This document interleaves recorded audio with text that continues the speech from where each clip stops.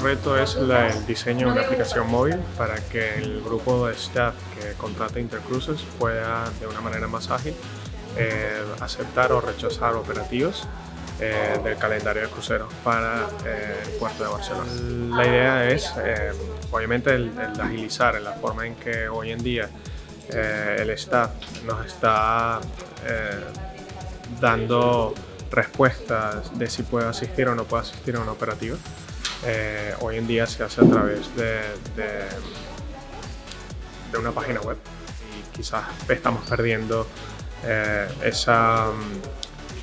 ese tiempo de respuesta que ahora que con lo que tenemos hoy en día es mucho más largo de lo que podría ser teniendo una aplicación móvil tan fácil y hacerlo en cualquier momento del día.